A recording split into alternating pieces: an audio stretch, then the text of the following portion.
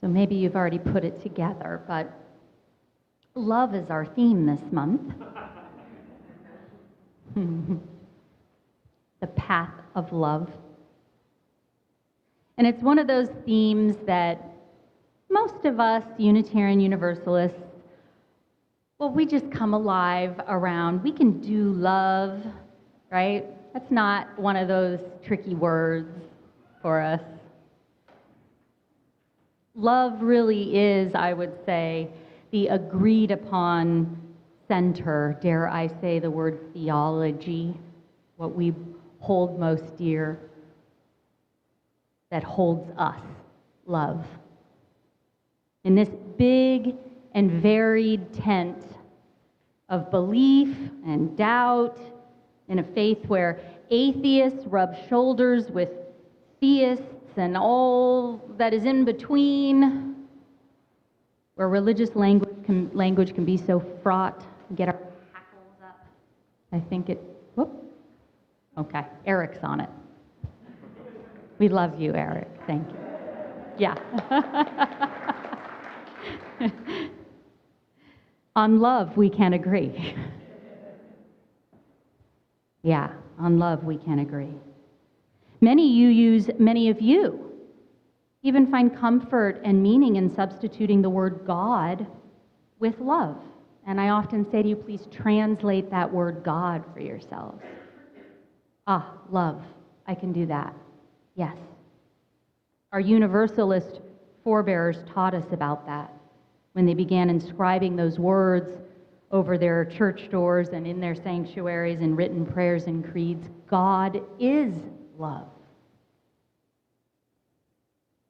Some of you have heard that currently our principles and sources are being revisioned right now.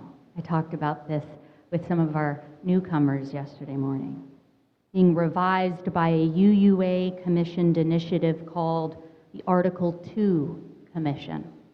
And I plan to speak more about this in the coming months so that we can wrap our minds around what this is. It's going to be a long process, but it's important for us all to get our minds around it. But worth noting now is that this commission, after holding dozens and dozens of nationwide, open to everyone conversations with UUs, were able to distill the center point of our faith, what we believe, into that one word, love. In fact, the most current proposal literally creates this picture where love is at the center and there are these little like petal blossoms that go around it, and each petal representing how we put this love into action, right? But there love is, right at the center. Good stuff. I can get behind that. And I can certainly get behind our faith working to make more clear what it is we believe in, finding its way into some kind of faith fluency that doesn't leave us fumbling and stumbling over words when asked what in the world Unitarian Universalism is. But let's talk about love now, my friends. Love as the center point that holds us. Because while it's a palatable word for most of us, it is also the most challenging of tenets to live by. We turn away from love all the time. Beat it off our doorsteps, chase it away. And this morning I want to hone in on one piece of the bigness that is love, for just like the word God, it holds multitudes. And this piece has to do with self-love. Self-love. So, roll call. How many of you can't wait to get home today or close your computer so that you can try out Barbara Brown Taylor's Body Blessing and Prayer? Stand naked in front of the mirror and say, "Here I am. This is the body like no other that my life has shaped." How many of us can't wait to do this? It's a tough one, right? Particularly when we reframe self-love as unconditional. Unconditional. Consider that for a moment. Unconditional self-love. There are some dirty words for this. They're the wrong words, but they get conflated with self-love all the time. Narcissism, egotism, selfish, self-centered, prideful, one of those 7 cardinal sins. Here's one I hear in UU circles a lot: navel gazing. Don't want to be a navel gazer. Yeah. Psychology has placed high regard on the non-ego driven personality. Religion has warned us about the sins of selfishness and pride. And coupled with this, for this is insidious, coupled with this, the modern commercialized world spends billions and billions of dollars a year on marketing that again and again indoctrinates us to believe that unless we alter ourselves, our bodies, improve in some way, strive for some idealized version of ourselves, we are deficient. And these are big, powerful industries: capitalism, religion. Not one of us is untouched, unformed by this messaging. And it has left many of us incapable of even conceiving of standing in front of a mirror and saying, "Here I am, here I am," without a lot of buts and ifs and if-onlys at the end of that sentence. In 2001, feminist theorist, she's also a cultural critic and writer and poet and activist, Bell Hooks, she wrote a book called All About Love, All About Love. And it was a book that was born out of her personal reckoning and struggle with a love that had been absent in her life all the way back to her childhood. And the title says it all about love. The whole book is all about what is love. What isn't it? What are all the varieties and variations of it, the multitudes? Especially powerful is her experience threaded throughout the entire book as a Black woman living in this country, a place that subtly and not so subtly tells her that she is loved with countless conditions, and mostly that she is unlovable. But right smack dab in the middle of this book is a chapter called Let Love Be Love in Me, in me. And everything kind of changes after this chapter, the tone of it, the focus. She writes, "Of all the chapters for this book, this one was the most difficult to write. When I talked with friends and acquaintances about self-love, I was surprised to see how many of us feel troubled by the notion, as though the very idea implies too much narcissism or selfishness. We all need to rid ourselves of misguided notions about self-love," she writes.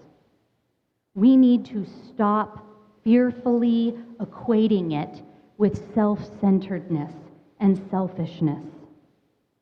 Self-love," she says, "is the foundation of our loving practice. Without it, our other efforts to love fail." Self-love is the foundation of our loving practice. Without it, our other efforts to love fail. And we need only consider the stories on the night, on the day you were born, that I recalled to our young ones today. On the night you were born, the moon smiled with such wonder that the stars peeked in to see you. We whispered in your ear, there has never been anyone like you ever in the world. Truth. This isn't a lie we're telling our kids. Not one of us would whisper any other words to a newborn baby. But when exactly did we decide or were convinced that this kind of truth was only meant for babies and children or our teenagers? Can you read those words, those books, to your adult self and know them as true now, just as you are now? And what keeps us from this? For myself, I have fallen victim to the false belief many times in my life that as long as I behave a certain way or look a certain way, well, only then can I celebrate myself, and best to be done quietly.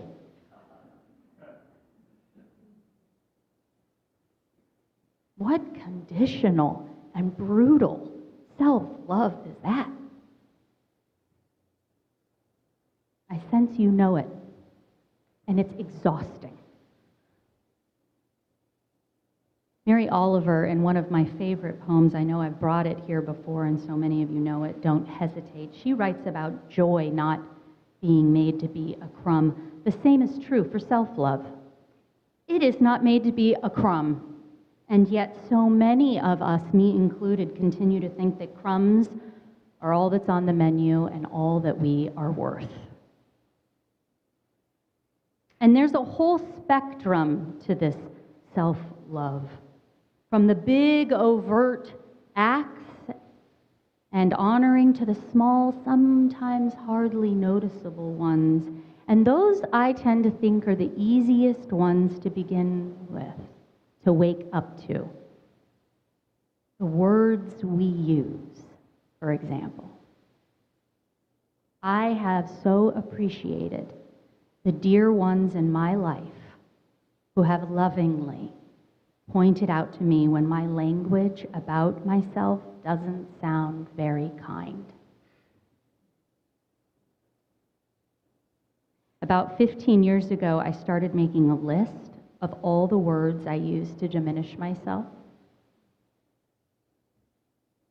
Some of them were really harsh, and most were easy to miss, but still, names and descriptors that I would never call anyone else, but were so easy to say to myself, particularly when I messed things up or dropped something or forgot something. Ate too much. Lots of words we use to describe ourselves after a big meal. And I found that writing them down helped me to face them better, look them squarely in the face, and I then began to notice myself pause when I used them. And it helped me to more acutely get to the bottom of why I was using them, and when and where was I taught to use them.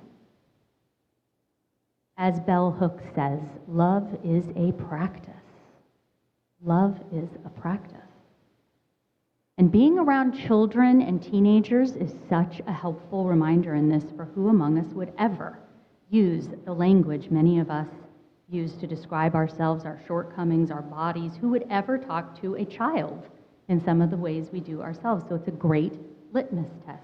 If you wouldn't say it to a child, extricate it, banish it, along with those crumbs. Be gone.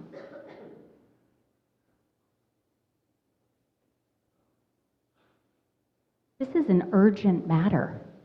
Don't you think? We need to make this an urgent matter.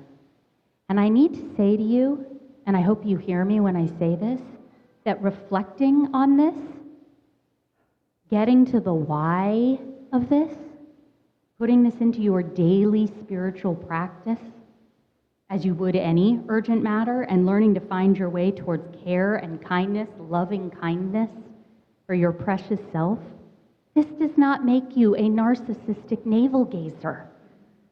No. This is where I say to you that the world's ills are a product of self-loathing, not self-love. The world's ills are a product of self-loathing, not self-love. Take that with you. There is a remarkable gift that comes from the practice of learning to love and inch our way towards acceptance of ourselves just as we are without conditions. The gift is we learn to love others the same way. That's the gift.